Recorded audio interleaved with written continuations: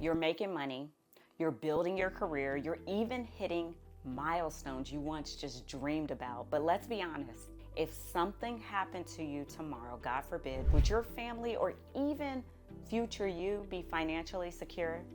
In this video, I'll break down life insurance, long-term care, and disability insurance.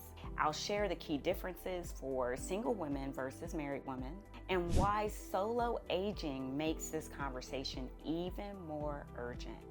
And if you're a high-achieving mid-career Black woman in STEM who feels like you've started late, even after raises and promotions, but you're ready to catch up and protect your wealth, book a strategy session with me today. The link is in the description. This channel is here to help high-achieving Black women in STEM protect their money, catch up financially, and live with peace of mind. So go ahead, subscribe, and hit that bell so you don't miss future videos.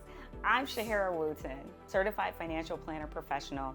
I'm an engineer turned financial planner. For over 16 years, I've been helping women who earn well but don't feel secure. And one of the biggest blind spots I see is insurance. It's not flashy, but it's foundational.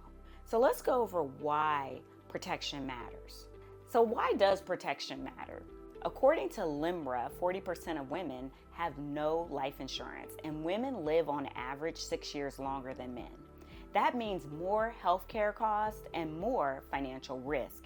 And get this, 1 in 4 of today's 20-year-olds will become disabled before retirement. So this isn't about what if, it's about creating the best situation if the worst happens. So now let's go over life insurance. For married women, it protects your spouse from debts, mortgages, and lost income. For example, if you earn $120,000 a year and pass unexpectedly, without life insurance, your spouse could lose the home or struggle to fund education for the children and even just take care of the needs of the family. For single women, yes, it still matters. Because here's the thing to think about. Who covers funeral expenses or the parents you help support? And it doesn't have to be super pricey. For example, a $500,000 term policy for a healthy 30-year-old woman could cost just $20 to $50 a month. And so that's really like one dinner out.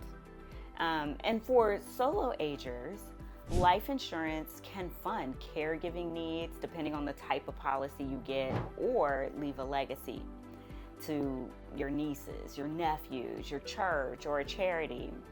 And don't forget, keep your beneficiaries updated.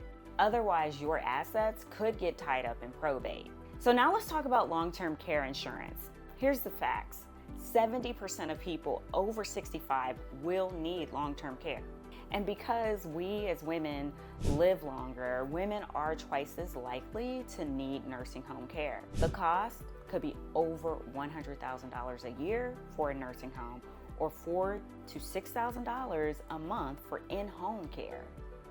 For married women, spouses often become the default caregiver, and so that can be emotionally and financially draining.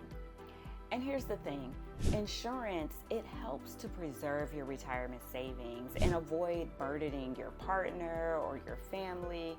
So here's the thing for single women or solo agers, you don't have a built-in caregiver.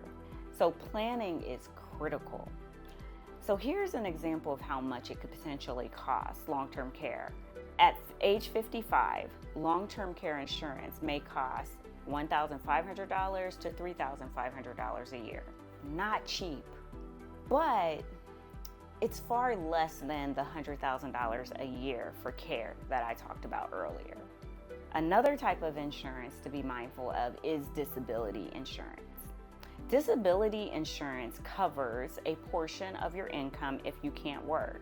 And remember, 1 in 4 workers will experience a disability lasting 90 days or more. So for women, the risk is even higher. And it's because of pregnancy, potentially chronic illnesses, it's just higher. And so for married women, This will protect your family's lifestyle, especially if you're a high earner. And the way to look at it for single women is that your paycheck is your safety net, right? Just like for a married woman, but in this case, no one else is covering your bills if you can't work. So here's an example. A 35-year-old earning $100,000 could pay $30 to $60 a month for coverage, and that could replace 60% of her income. And so that's $60,000 secured each year. So it depends on your profession. This is just an overarching view. So you'd have to talk to someone about your particular situation.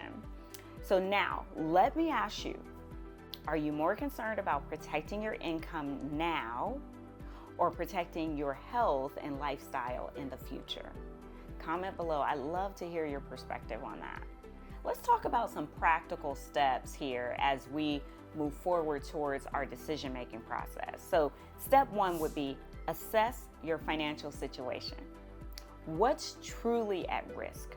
Step two would be to talk to a trusted advisor. Step three is to get multiple quotes. And then step four is to review your coverage every 3 to 5 years or after some type of major life change.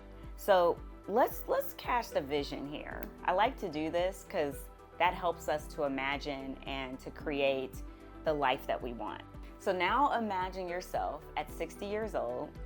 And this particular 60-year-old, she's single, she's secure, she's traveling when she wants. You're giving to causes you love and resting easy because you planned ahead.